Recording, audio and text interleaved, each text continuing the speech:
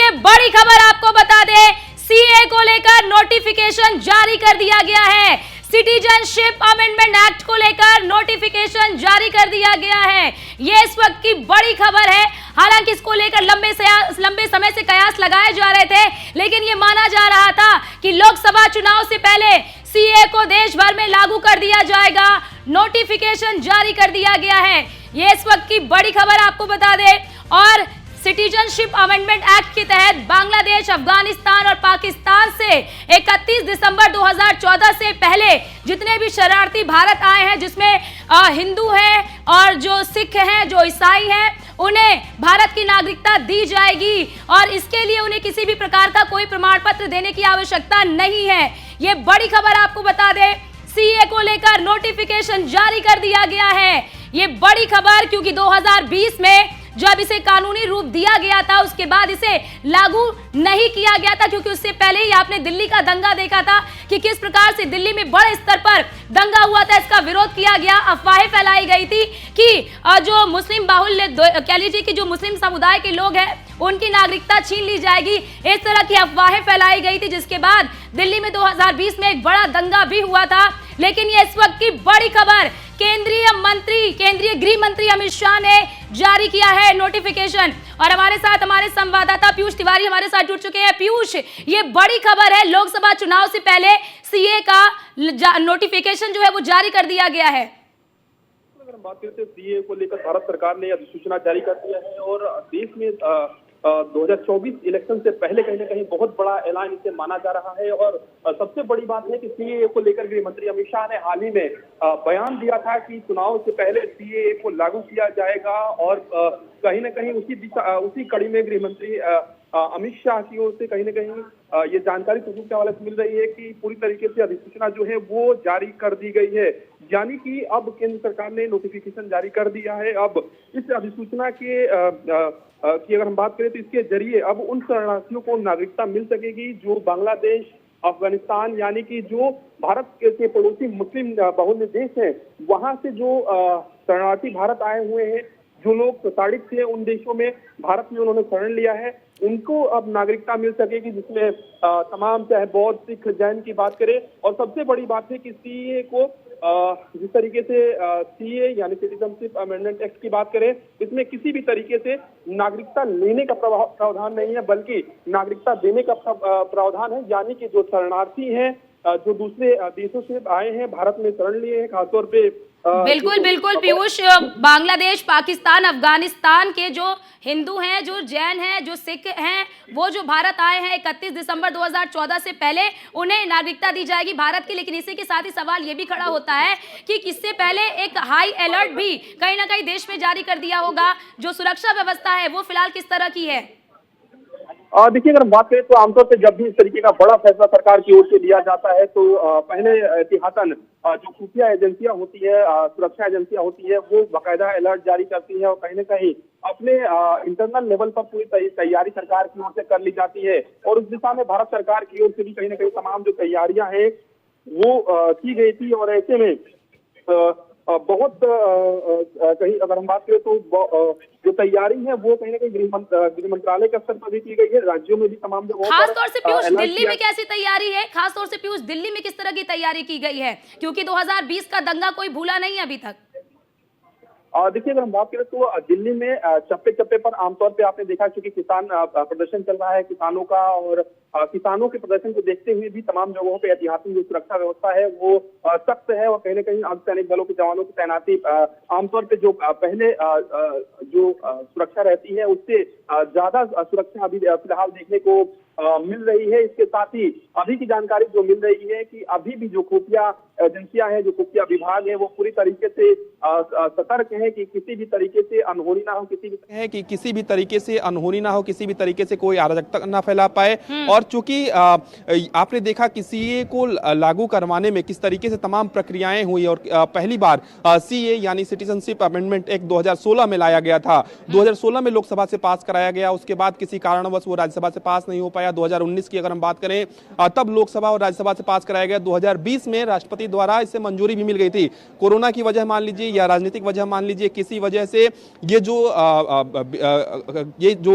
CAA है वो पूरी तरीके से कानून नहीं बन पाया था। आमतौर पे सरकार पर ये आरोप लग रहे थे कि सरकार इसमें देरी कर रही है, लेकिन गृह मंत्री अमित शाह ने कई मौकों पर यह स्पष्ट कर दिया था कि लोकसभा चुनाव से पहले सीएए को हम लागू कर देंगे। जी बिल्कुल। और जरा पीयूष, ठीक है, और हमारे साथ संविधान के जानकार अख्तर हुसैन जी हमारे साथ जुड़ चुके हैं। अख्तर जी, सीए को लागू किया जाएगा अभी, हालांकि नोटिफिकेशन जारी कर दिया गया है, कैसे इसे आप देख रहे हैं?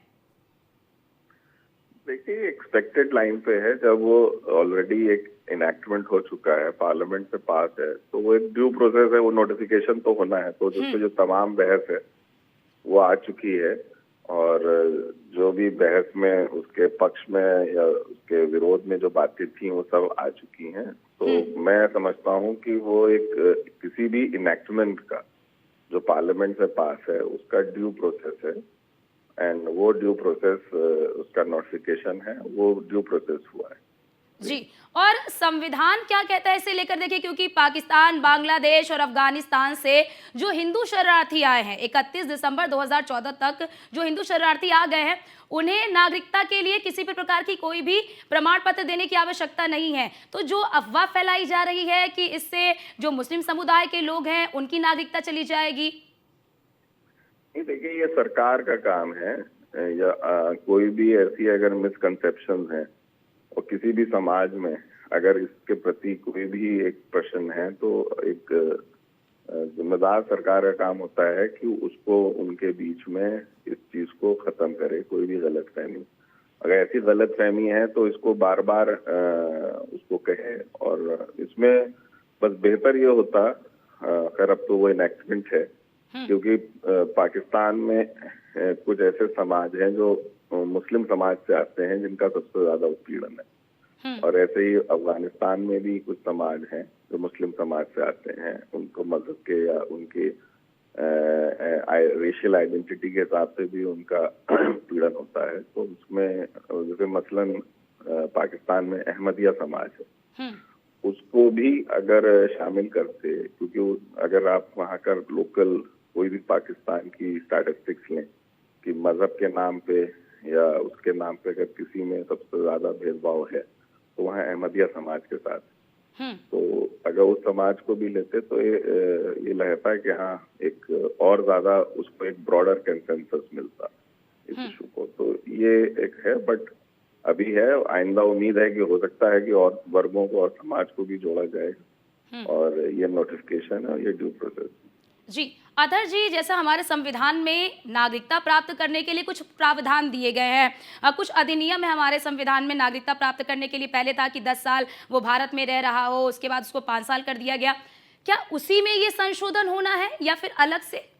नहीं, उसी का ही ये प्रोसेस है। उन्होंने जो हमारी नेबरिंग कंट्रीज हैं, जो इमीडिएटली उन नेबरिंग कंट्रीज में वो समाज के लोग जो वहाँ पे माइनॉरिटीज हैं, जैसे पाकिस्तान में हिंदू और सिख हैं, अफगानिस्तान में भी यही समाज है, बांग्लादेश में भी हैं। तो ऐसे समाज के लोगों को उन्होंने सीए के प्रोविजन में एक आसानियां की हैं, क्योंकि हिस्टोरिकली क्योंकि जब पार्टीशन हुआ था तो कई जगह आप देखेंगे जैसे सेटलमेंट्स हुए थे और अभी भी अनडिसाइडेड है। चाहे राजस्थान में रहा हो, मैं उत्तर प्रदेश से आता हूँ, यहाँ पे भी काफी इलाकों में लोग आए बसे। जब 71 में बांग्लादेश बना तो उस समय भी काफी लोग आए। तो उस सेटलमेंट के बाद से वो एक प्रोसेस था सिटीजनशिप का, जो कि वो प्रोसेस में था, तो वो ज्यादा आसान हो जाएगा इस नोटिफिकेशन के बाद से। बट लार्ज इशू ये है कि सारे वो समाज के लोग जो उत्पीड़न है मजहब के नाम पे, तो उसमें मैंने जैसे पहले भी कहा था कि मुस्लिम समाज से भी निकल के एक तबका आता है अहमदिया समाज, जिनका धर्म के नाम पे वहाँ उत्पीड़न होता है, तो उनको भी देखना चाहिए था। वो एक ब्रॉडर कंसेंसस बनता। जी ठीक है, ठीक है, आप हमारे साथ बने रहिए। हमारे साथ ब्रजेश श्रीवास्तव जी जुड़ चुके हैं, एसोसिएट एडिटर हैं। ब्रजेश जी, लोकसभा चुनाव से पहले सीए का नोटिफिकेशन जारी कर दिया गया है, क्या प्रभाव पड़ेगा और कैसे देखते हैं आप इस पूरे फैसले को? देखिए, सीए को लागू होना अपने आप में एक बड़ा फैसला है। गृह मंत्री अमित शाह ने पहले ही ऐलान कर दिया था कि लोकसभा चुनाव से पहले सीए लागू किया जाएगा। दरअसल इस सीए को लागू होने को लेकर के काफी हंगामा हुआ। इससे पूर्व जो है कई जगह जो है दंगे भड़काने की कोशिश भी की गई। लेकिन दरअसल अगर आप देश के सिटीजन अमेंडमेंट एक्ट को सही ढंग से समझें तो इससे हिंदुस्तान में रहने वाले किसी भी नागरिक को इससे कोई दिक्कत नहीं होने वाली। बल्कि सबसे बड़ी बात यह है कि लंबे समय से हिंदुस्तान में रह रहे दूसरे देशों से निर्वासित होकर के आए हिंदुस्तानी नागरिक या गैर मुस्लिम जो नागरिक थे, वो लंबे समय से नागरिकता की मांग कर रहे थे। अगर आप दिल्ली और एनसीआर के आसपास के इलाके को देखिए तो एक आपको बड़ी तादाद पे कई कई कॉलोनियां बन चुकी हैं जो पाकिस्तान से जो हिंदू निर्वासित होकर यहाँ पर आए, वो लोग लंबे समय से मांग कर रहे थे। वो फिर चाहे आपके सिख हो, बौद्ध हो, जैन हो, पारसी हो, ईसाई हो, वो अलग अलग धर्मों के लोग लंबे समय से हिंदुस्तान में नागरिकता की मांग कर रहे थे। तो ये जो सीए जो अमेंडमेंट एक्ट आया है, इसके तहत 31 दिसंबर 2024 से पहले पाकिस्तान, अफगानिस्तान, बांग्लादेश से धार्मिक आधार पर जो प्रताड़ित होकर के जो लोग माइग्रेट करके आए थे, उन लोगों को नागरिकता देने का रास्ता साफ हो गया है। ये अपने आप में एक बड़ी बात है। हर एक देश के सरकार को हक है कि उसके नागरिकों को, उसके यहाँ रहने वाले लोगों को वो पूरी आजादी दे और उन्हें उनका हक दे।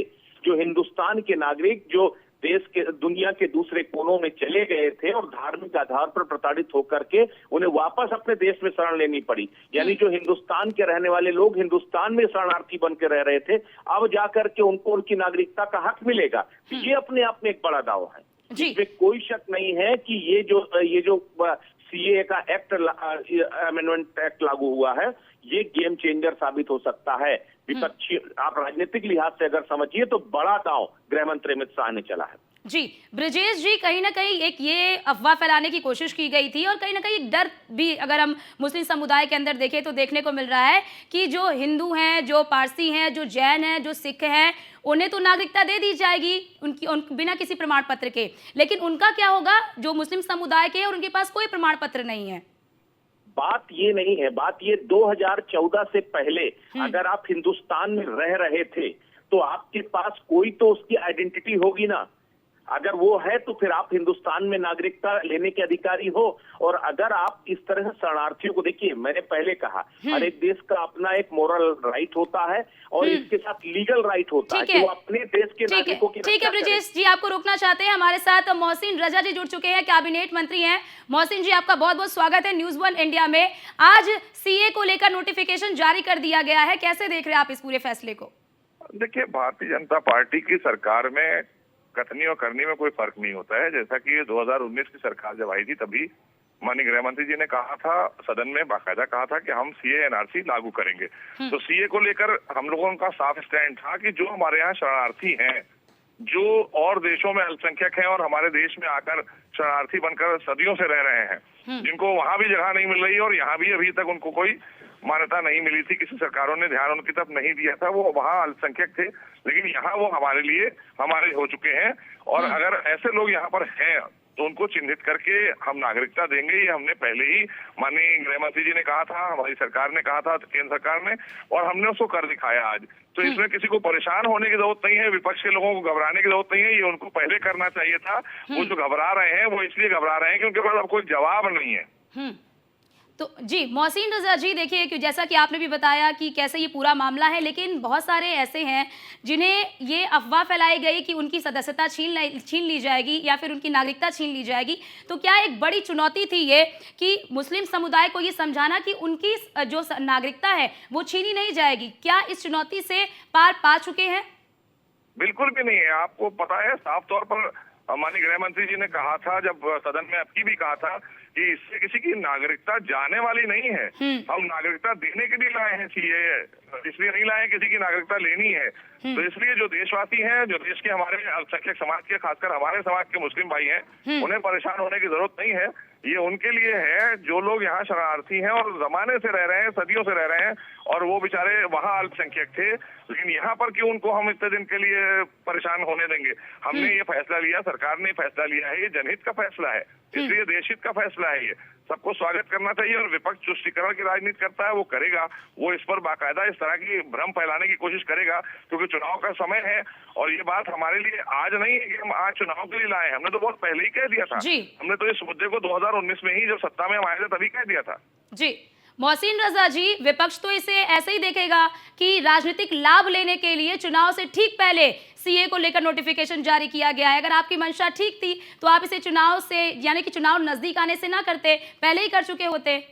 हमने तो पहले ही कहा था कि हम लाएंगे, और जो बहुत सारे लोकार्पण हो रहे हैं आज, वो राजनीति से प्रेरित नहीं है, वो कोई हम इलेक्शन से रिलेटेड नहीं। माननीय प्रधानमंत्री जी लाखों करोड़ की योजनाओं के जो रोज लोकार्पण कर रहे हैं, वो हम पहले की हमारी योजनाएं चल रही थी, वो आज कंप्लीट हो रही हैं। इसलिए वो हम लगातार पिछले 10 सालों में माननीय प्रधानमंत्री जी ने जितनी भी योजनाएं दी हैं और जितने भी लोकार्पण किए हैं, उससे ज्यादा लोकार्पण तो आज तक 60 वर्षों में कभी हुए ही नहीं है।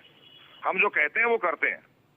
जी मोहसिन रजा जी, बहुत सारे जो मुस्लिम संगठन के लोग हैं वो अभी भी नाराज हैं इस फैसले को लेकर, तो क्या आपको लगता है कि आपने उन्हें कॉन्फिडेंस में ले लिया है और 2020 का जो दिल्ली का दंगा है वो आज भी बहुत लोगों को याद है? तो चलिए, हमारे साथ मोहसिन रजा जी जुड़े और उन्होंने अपना पक्ष रखा और बताया कि किस तरह से ये एक गेम चेंजर साबित हो सकता है। और हमारे साथ हमारे संवाददाता पीयूष तिवारी भी लगातार हमारे साथ बने हुए हैं। पीयूष, 2024 के लोकसभा चुनाव से पहले क्या ये बीजेपी का बड़ा मास्टर स्ट्रोक माना जाए? देखिए, अगर हम बात करें तो भारतीय जनता पार्टी ने जिन जिन बातों का जिक्र अपने घोषणा पत्र में किया है, कहीं ना कहीं उसको पूरा करने में भारतीय जनता पार्टी एक हद तक सक्षम रही है। और भारतीय जनता पार्टी ने 2019 के लोकसभा चुनाव के मद्देनजर जब अपना घोषणा पत्र जारी किया था तो उन्होंने सीएए का जिक्र किया था और कहा था डंके की चोट पर कि हम सरकार में अगर आते हैं तो सीएए को, यानी कि सिटीजनशिप अमेंडमेंट एक्ट को लागू करवाएंगे। और कई मौकों पर सरकार को भी घेरने का प्रयास किया गया। सबसे बड़ी बात है कि आपने देखा कि जब सरकार ने सीएए का जब जिक्र किया, किस तरीके से तमाम विरोध भी देखने को मिले थे। लेकिन गृह मंत्री अमित शाह ने कई मौकों पर खुलेआम कहा कि लोकसभा चुनाव से पहले इस बार हम सीएए को लागू कर देंगे। सीएए किस लिए लाया गया है? आपने देखा कि दिल्ली की सड़कों पर तमाम तरीके के प्रदर्शन हुए, कई लोग कई दिनों तक दिल्ली की सड़कों को घेर कर बैठ गए। उन्हें भ्रमित किया गया कि सीएए अगर आता है तो आपसे कागज मांगा जाएगा कि आप यहाँ के निवासी हैं या नहीं है। खासतौर पे मुस्लिम समाज को लेकर उन्हें बरगलाने का प्रयास किया गया। लेकिन गृहमंत्री ने सीधे तौर पे कई मौकों पर कहा कि ये सीएए जो है वो किसी की भी नागरिकता नहीं लेगा, बल्कि ये नागरिकता देगा। इसके साथ ही जो भारत के पड़ोसी जो देश हैं, मुस्लिम बाहुल्य देश है, वहाँ के जो नागरिक हैं, खासतौर पे जो हिंदू हैं, बौद्ध हैं, सिख हैं, जैन हैं, पारसी हैं, जो वहाँ पे प्रताड़ित थे 2014 से पहले, और वो भारत में आकर शरण लेकर शरणार्थी बनकर रह रहे हैं। आपने देखा होगा कि पाकिस्तान में किस तरीके से अल्पसंख्यकों को, खासतौर पे हिंदू की बात करें, सिख की बात करें, पारसी की बात करें, जैन की बात करें, इन समाज के लड़कियों को टारगेट किया गया, नाबालिग लड़कियों को टारगेट किया गया, प्रताड़ित किया गया और तमाम तरीके की खबरें देखने को मिली। ऐसे में तमाम जो लोग हैं, जो अल्पसंख्यक हैं, उन्होंने भारत की ओर रुख किया और भारत में आकर वो रहने लगे, उन्होंने शरण लिया। तो ऐसे में भारत सरकार की ये जिम्मेदारी बनती थी कि कहीं ना कहीं इन लोगों को नागरिकता दी जाए, इसलिए सीएए लाया गया। सीएए को आपको याद सबसे बड़ी बात ये भी है कि सीएए को लाया भी गया है, सीएए को अब उसको इम्प्लीमेंटेशन भी उसका किया जा रहा है जमीनी तौर पर, लेकिन बड़ी समस्या और बड़ी चुनौती लॉ एंड ऑर्डर को लेकर है और लोगों तक इसको सकारात्मक रूप में पहुंचाना, ये भी एक बड़ी चुनौती है। देखिए, सबसे बड़ी बात है कि भारत सरकार की यही कोशिश है कि लोगों को सोशल मीडिया के जरिए जागरूक किया जा सके कि अफवाहों पर ध्यान ना दें। इससे किसी से भी कागज़ नहीं मांगा जाएगा कि आप भारत के नागरिक हैं या नहीं हैं, या आपकी नागरिकता नहीं छीनी जाएगी, बल्कि उन लोगों को स्पष्ट रूप से कहा गया है कि जिन लोगों को नागरिकता यहाँ की नहीं थी, जो सिख, हिंदू, पारसी, बौद्ध, जैन, ऐसे तमाम जो समाज से लोग आते हैं, उनको नागरिकता दी जाएगी, यानी कि जो शरणार्थी हैं।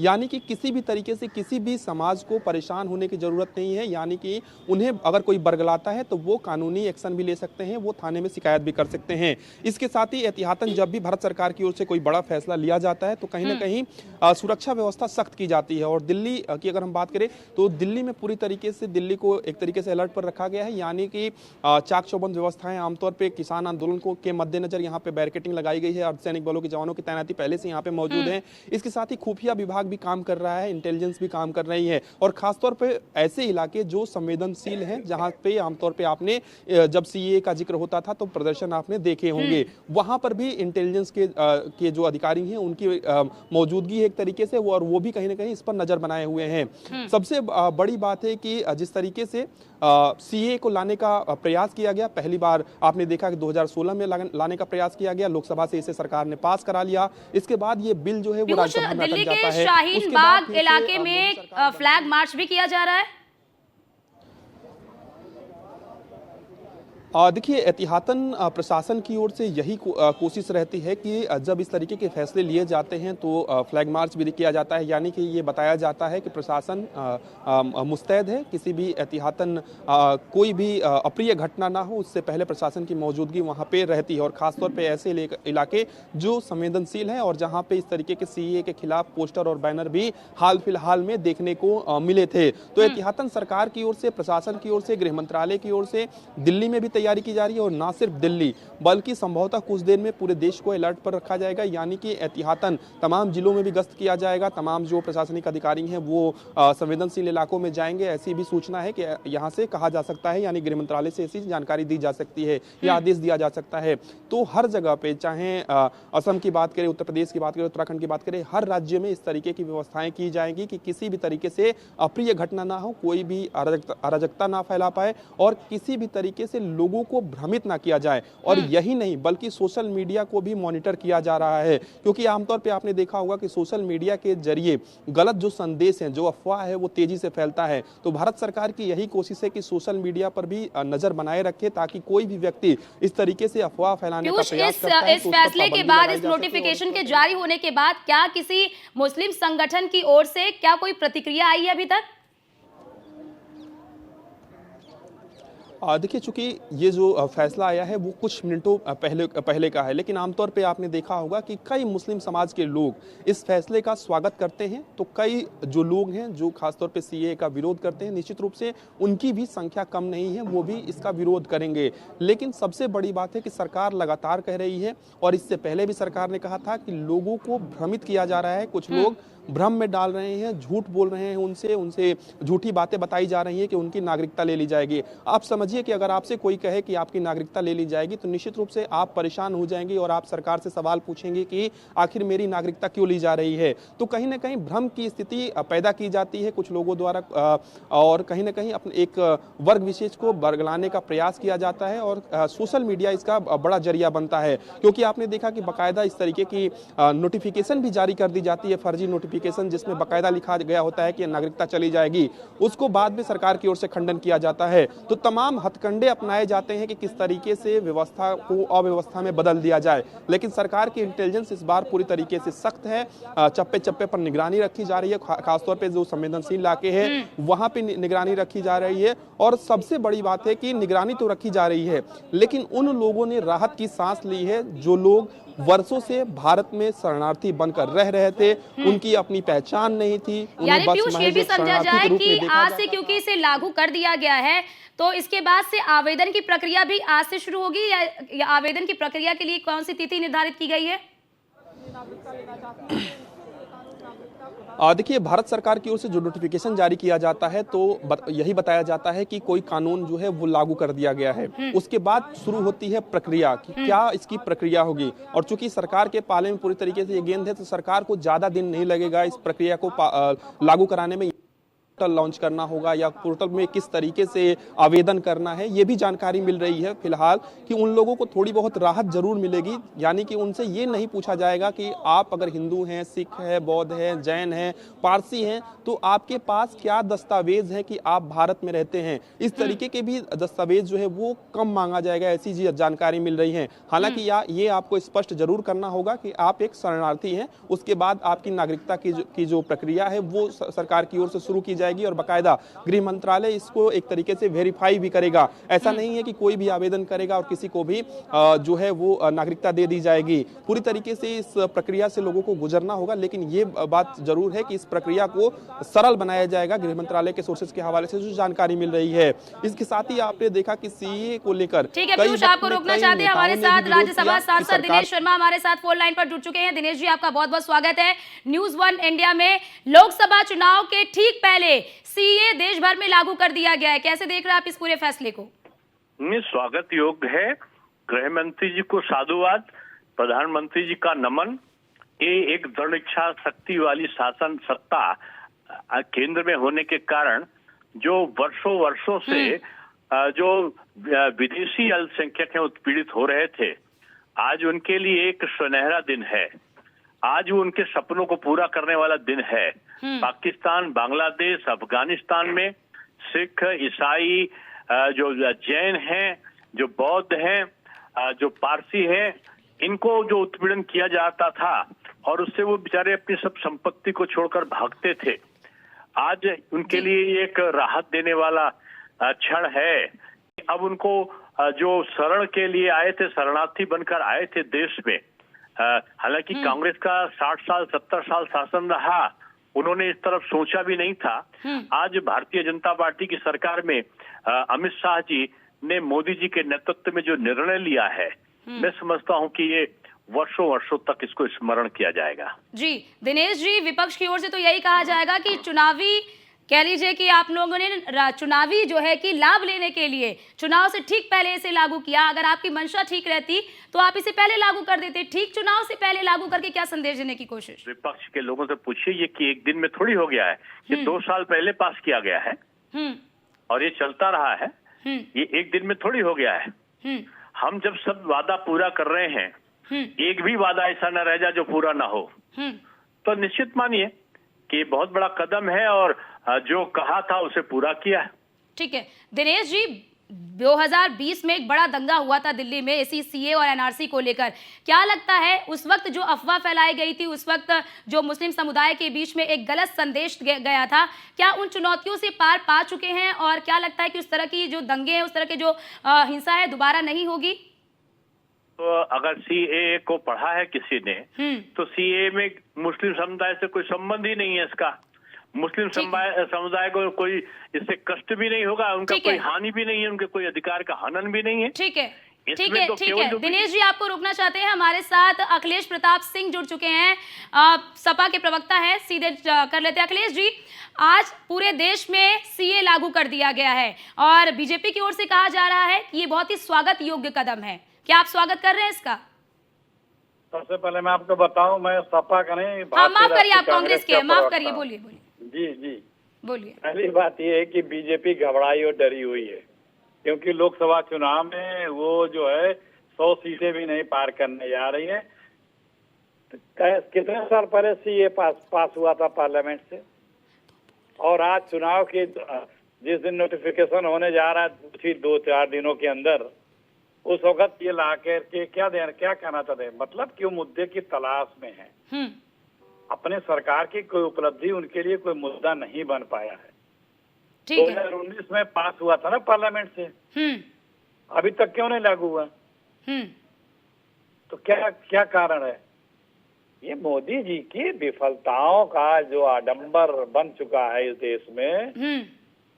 10 वर्ष है मोदी जी के बर्बाद दशक के रूप में दुनिया में जाने जाएंगे, उससे बचने के लिए ये प्रयास कर रहे हैं, लेकिन जनता इन्हें समझ चुकी है। क्या जनता इन्हें देख रही है क्या कि जिस चीज को तुम 5 साल पहले पास की हो, अब उसकी याद आ रही है? ठीक है, दिनेश जी भी है हमारे साथ। ठीक है अखिलेश जी, दिनेश जी भी है। दिनेश जी, आपने अखिलेश जी को सुना, उन्होंने कहा कि आपने 5 साल पहले पास कराया और उसके बाद अब आपको याद आ रहा है।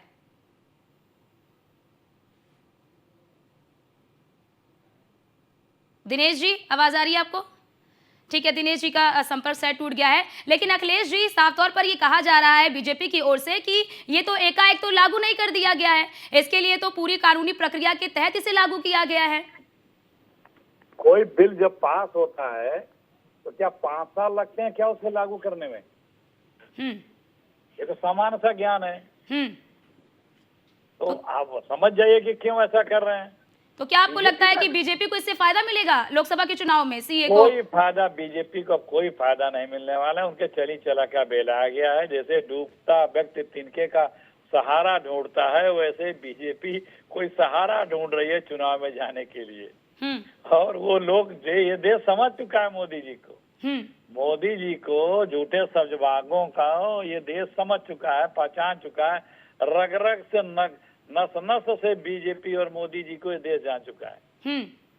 लेकिन ये तो जी बीजेपी का झूठ सबसे मजबूत, तो ये लोग जान चुके हैं। तो अब वो कुछ भी करते रहे, कोई उपलब्धि नहीं है उनके पास। 10 साल जनता ने उन पर भरपूर विश्वास किया, लेकिन उन्होंने जनता को सिर्फ तकलीफें दी, बेरोजगारी दी, महंगाई दी, अराजकता। लेकिन अखिलेश जी बीजेपी की ओर से ही कहा जा रहा है कि ये तो पहली सरकारों को करना चाहिए था, पिछली सरकारों को इस पर कदम उठाना चाहिए था, लेकिन उन्होंने तुष्टीकरण की राजनीति की और तुष्टीकरण की राजनीति के कारण उन्होंने इसे लागू नहीं किया। लेकिन हमारी सरकार तुष्टीकरण की राजनीति नहीं करती है, इसलिए उसने लागू कर दिया। अच्छा, तो पास करने के बाद 5 साल लग गए लागू करने में। इसको कौन सा करण कहेंगे? इन्हीं की सरकार के द्वारा पास हुआ था ना। कौन सा करण कहेंगे इसको? बीजेपी वालों की बात क्यों करती हैं आप? उनके बाद में दम नहीं है। आप अपनी कोई बात करिए, अपनी बात बताइए। उनके बात का जवाब देने वाले तो भाग गए। लेकिन अखिलेश जी ये भी तो उनकी तरफ से कहा जा रहा था कि इतने सालों से वो प्रताड़ित हिंदू हैं, जो जैन है, जो सिख है, जो ईसाई हैं, देश में आए, लेकिन अभी तक उन्हें नागरिकता नहीं दी गई। इस पर पिछली सरकारों ने काम ही नहीं किया। उन्हें नागरिकता तो देनी चाहिए। हम दूसरे देश से आए हैं, प्रताड़ित होकर आए हैं, लेकिन इन पर कोई भी ध्यान नहीं दिया गया। हिंदुओं पर सत्य फैला रही है क्या? हमारे जो जिनका है आप जैन, बौद्ध, सिख भाइयों का नाम ले, क्या उनको नागरिकता नहीं दी गई है? अरे आप बीजेपी के प्रोपेगेंडा मत बनिए प्लीज।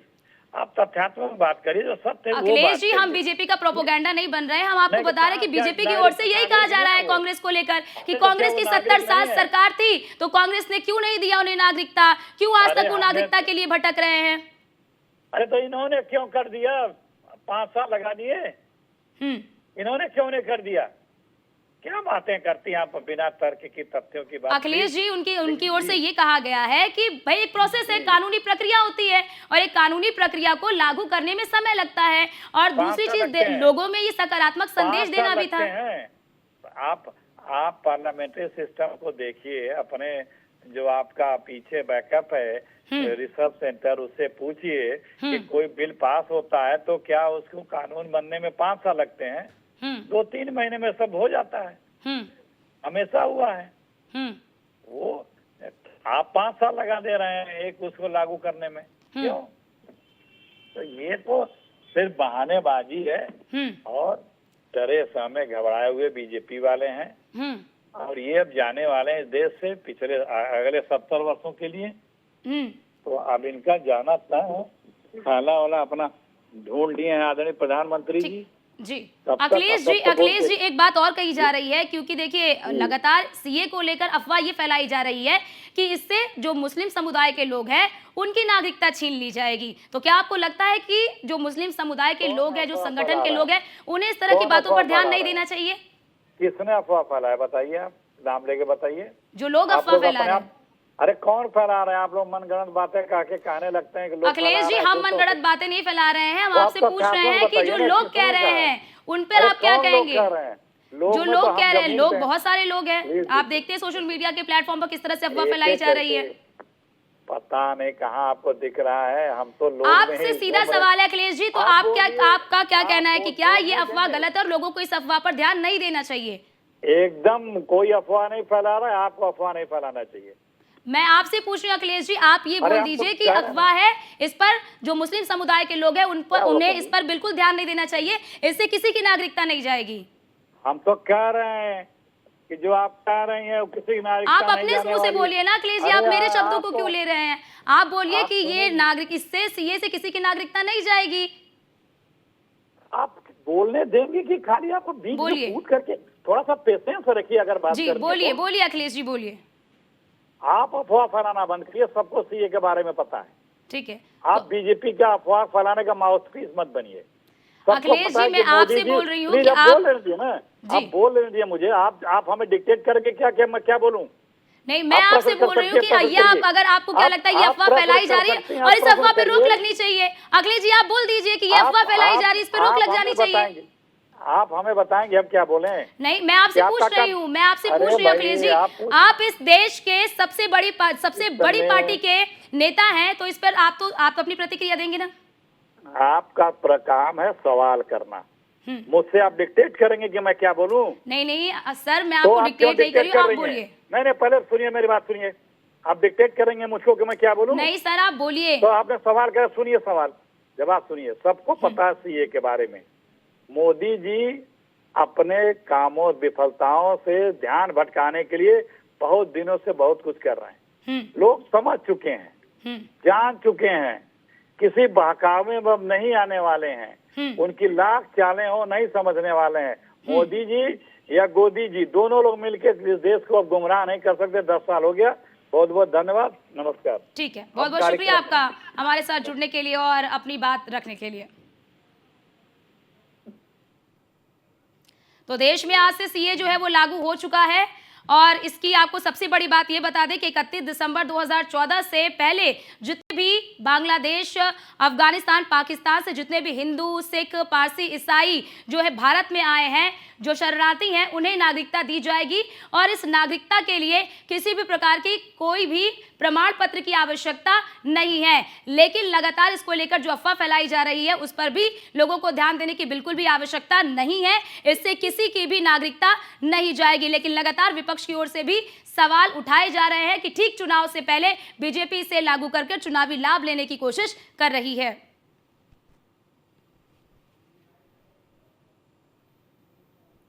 तो सीए को लेकर नोटिफिकेशन जारी कर दिया गया है और मुस्लिम बाहुल्य देशों से सताए हुए जो अल्पसंख्यक हैं, खास तौर से भारत के जो पड़ोसी मुल्क हैं जिसमें बांग्लादेश है, पाकिस्तान है, अफगानिस्तान है, यहां से 31 दिसंबर 2014 से पहले आए हुए जितने भी हिंदू और जितने भी सिख हैं, जितने भी पारसी हैं, जितने भी ईसाई हैं, वो उन्हें भारत की नागरिकता दी जाएगी और इसके लिए उन्हें किसी भी प्रकार की कोई भी प्रमाणिकता देने की जरूरत नहीं है।